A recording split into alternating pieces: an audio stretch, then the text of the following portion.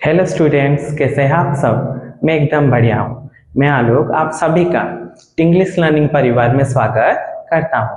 मुझे कुछ काम था, इस वजह से पिछले वीक में मैंने आपको वीडियो नहीं दे पाया था, तो इसलिए मैं आज आगे हूँ आपको एक नया वीडियो देने के लिए। यह हमारा लेसन 3 है। बिना वजह गवाए, बिना टाइम वेस्ट किए चलिए शुरू करते हैं। आज का हमारा टॉपिक था टेंस। टेंस और टाइम दोनों अलग अलग होते हैं। टेंस काल को दिखाता है, जबकि टाइम सिर्फ और सिर्फ समय को दिखाता है। उस हिसाब से टेंस हमारे कुल मिला के दो प्रकार के होते हैं। अच्छे से ध्यान से सुनिए, टेंस सिर्फ और सिर्फ दो प्रकार के हैं। पहला वाला होता है प्रेजेंट टेंस,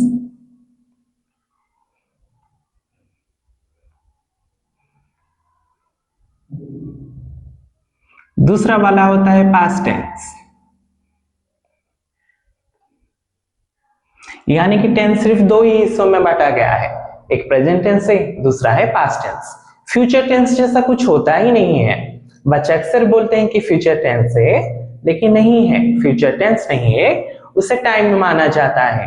मतलब समय जो टाइम है वो तीन हिस्सों में बांटा जाता है। पहला हिस्सा होता है प्रेजेंट टाइम,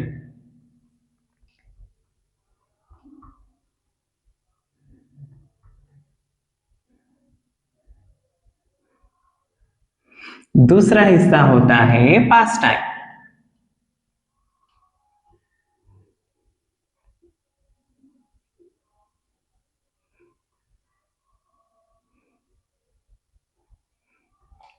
टेंस जैसे दो प्रकार का था, प्रेजेंट टेंस और पास्ट टेंस, वैसे टाइम भी प्रेजेंट टाइम है, पास्ट टाइम है। यही पर यह ऐड ऑन होता है फ्यूचर टाइम।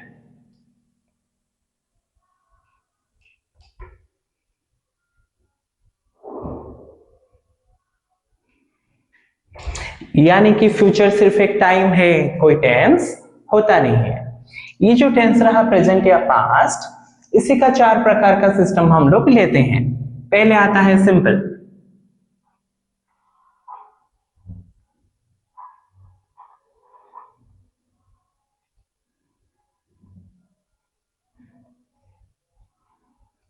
सिंपल टेंस को इंडेफिनेट भी बोलते हैं। फिर आता है प्रोग्रेसिव,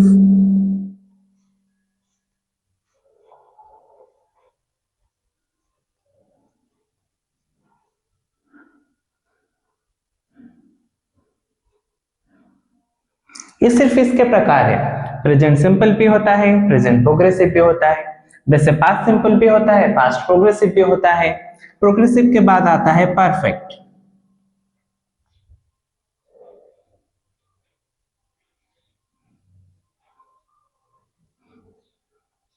और परफेक्ट के बाद आता है परफेक्ट प्रोग्रेसिव।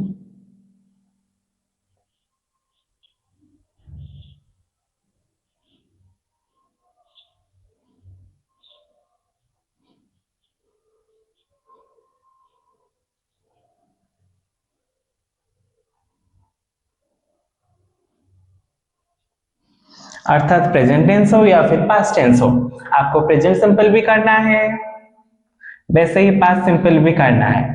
वैसे प्रेजेंट प्रोग्रेसिव करना है, पास्ट प्रोग्रेसिव भी करना है। प्रेजेंट परफेक्ट भी लेना है, पास्ट परफेक्ट भी लेना है। प्रेजेंट परफेक्ट प्रोग्रेसिव भी लेना है, पास्ट परफेक्ट प्रोग्रेसिव भी आपको लेना है। चाहे तो पॉज करके आप लिख सकते हो।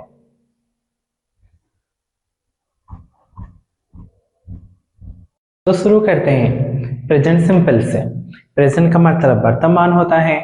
इसे इंडेफिनाइट कहा जाता है, क्योंकि यहाँ पर जो क्रिया होता है वो वर्तमान काल में होते हुए भी किसी निश्चित समय का बोध नहीं करवाता है, इसलिए इसे प्रेजेंट इंडेफिनाइट भी कहा जाता है। यहाँ पर हम क्या करते हैं, जो भी सब्जेक्ट लेते हैं इसके साथ verb one का इस्तेमाल करते हैं हर जगह पर।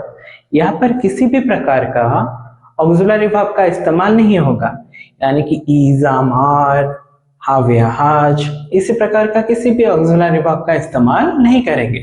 लेकिन आप लोगों को याद रखना है, जब थर्ड पर्सन सिंगुलर आएगा, सिर्फ और सिर्फ थर्ड पर्सन सिंगुलर में, , , , , , , , , , , , , , , , , , , , , , , , , , , , , , , , , , , , , , , , , , , , , , , , , , , , , , , , , , , , , , , , , , , , , , , , , , , , , , , , , , , , , , , , , , , , , , , , , , , , , , , , , , , , , , , , , , , , , , , , , , , , , , , , , , , , , , , , , , , , , , , , , , , , ये छोटा सा डॉल तो आपको याद होगा, ये सिंगुलर के लिए बनाया गया था। थर्ड पर्सन सिंगुलर में जो भी भाववान होगा वो हमेशा क्या करेगा, आइदर एस या फिर ईएस को कैरी करेगा। ये सिर्फ थर्ड पर्सन सिंगुलर में हम लोग करेंगे, बाकी जितने भी हमारे सब्जेक्ट आएगा सब में हमें वर्ब का मेन वर्ब जो रूट वर्ड है, जो रूट वर्ब है, इसी का ही इस्तेमाल हम लोग करने वाले हैं। तो चलिए एग्जांपल लेके देख लेते हैं। मान लीजिए ये हमारा सब्जेक्ट है आई, तो इसके हिसाब से आई के साथ हमें कोई भी वर्ब लेना है।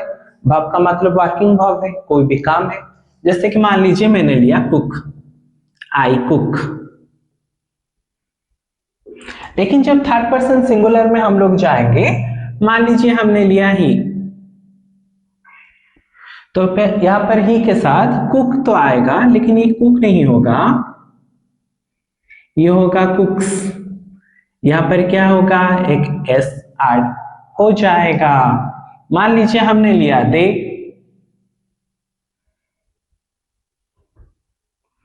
मान लीजिए हमने कोई भी एक वर्किंग वर्ब को लिया, कोई भी एक एक्शन वर्ड लिया, जैसे कि मान लीजिए टॉक, दे टॉक। लेकिन अगर थर्ड पर्सन सिंगुलर हुआ, मान लीजिए मोहन लेंगे, तो यहां पर हो जाएगा मोहन। अभी टॉक नहीं, टॉक का हो जाएगा टॉक्स।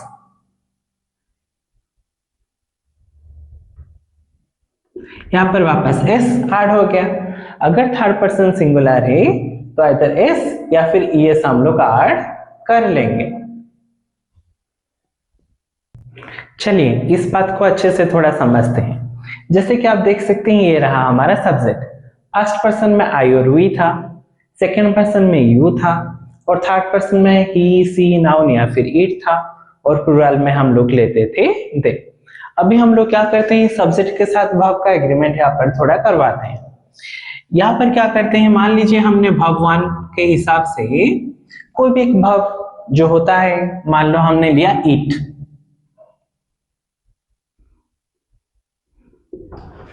तो सिंपल प्रेजेंट में आई के साथ यहाँ पर हम लोग लगाएंगे इट, क्योंकि हमारा फॉर्मूला यहाँ पर बताता है सब्जेक्ट के साथ वर्ब वन होगा।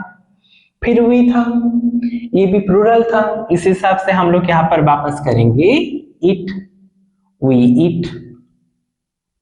यू, ये सिंगुलर भी था प्लूरल भी था, इस चित्र से आप लोग पहचान सकते हो। जब हम लेसन 1 और 2 कर रहे थे, वहां पर इसके बारे में आपको बताया गया था।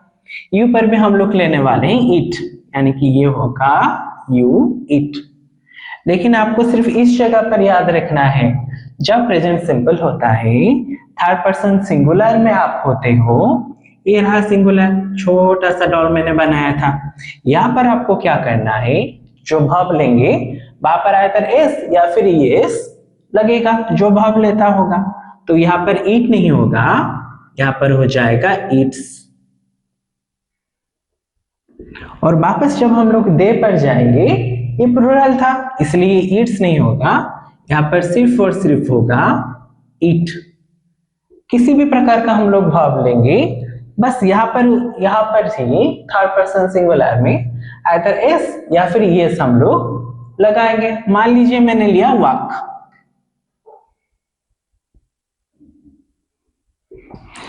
तो जब प्रेजेंट सिंपल में होंगे आई के साथ आएगा वॉक, आई वॉक। वी पर भी आएगा वॉक, वी वॉक। मान लीजिए यू जाएगा, यहां पर भी आएगा वॉक, यू वॉक। लेकिन जब हम लोग थर्ड पर्सन सिंगुलर में आएंगे, ये वॉक नहीं, ये हो जाएगा वॉक्स। देखिए यहाँ पर इट्स हुआ था, यहाँ पर वॉक्स हो गया। और जब वापस हम लोग थर्ड पर्सन प्लूरल में जाएंगे दे पर, तभी ये वॉक्स नहीं सिर्फ वॉक हो जाएगा। इसलिए आपको यहाँ पर सिर्फ याद रखना है, थर्ड पर्सन में अगर सिंगुलर है तो जो वर्ब है वो एस या एस कैरी करता है, बाकी सब नॉर्मल सब्जेक्ट के साथ वर्ब वन कैरी करते हैं।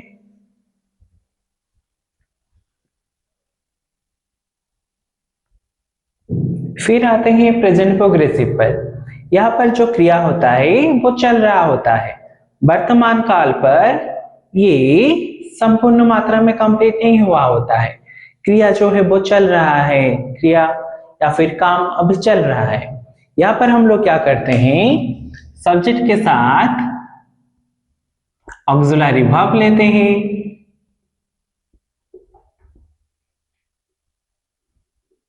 इसके अलावा हम लोग वर्ब वन में, ये प्रोग्रेसिव था इसलिए वर्ब वन में हमने लगाया आईएनजी।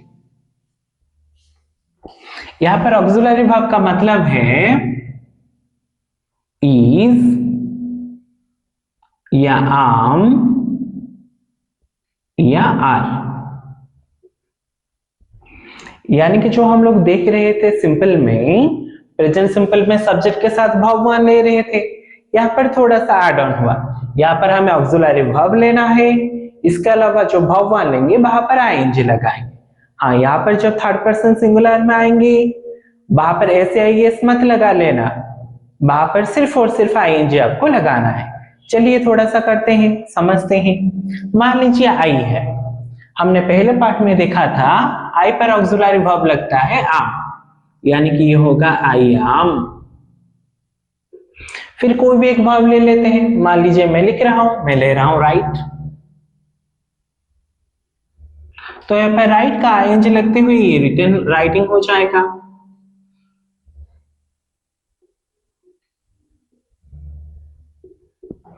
मान लीजिए वी है, वी पर ऑक्सिलरी वर्ब आता है वी आर। और कोई भी एक एक्शन वर्ड लेते हैं, मान लीजिए प्ले है, तो यहां पर प्ले का हो जाएगा प्लेइंग।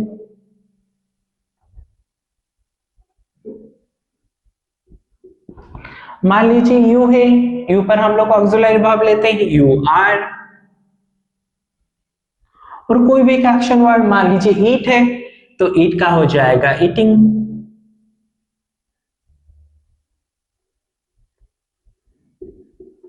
और मान लीजिए थर्ड पर्सन सिंगुलर में ही, सी, नाउन या इट के लिए सिंगुलर था, तो इसलिए यहां पर आता है इज,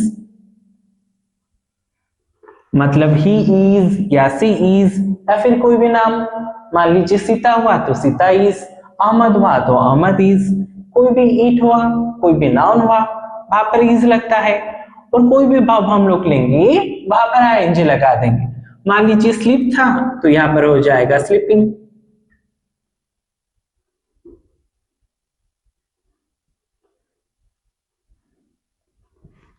मान लीजिए दे है, दे पर हम लोग ऑक्सिलरी वर्ब लगाते हैं आर, यानी कि ये हुआ दे आर। और मान लीजिए कोई भी वर्ब, मान लो टॉक है, तो यहाँ पर टॉक का हो जाएगा टॉकिंग।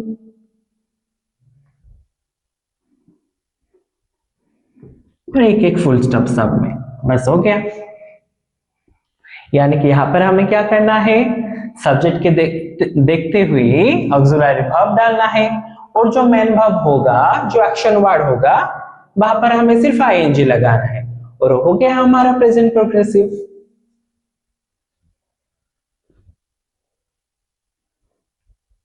तो यहाँ पर हम हमारे इस ब्लॉक को खत्म करते हैं, और इसके और भी दो पार्ट हैं। प्रेजेंट प्रोग्रेसिव हमें देख लिया, और प्रेजेंट परफेक्ट प्रोग्रेसिव देखेंगे। इसके लिए आपको इसका अलग दूसरा वाला पार्ट जरूर देखना है, तभी आप समझ पाएंगे। तो यहीं पर मैं आप सबसे अलविदा कहना चाहता हूँ। मैं रहता हूँ आज के लिए आपका आलोक। नमस्ते।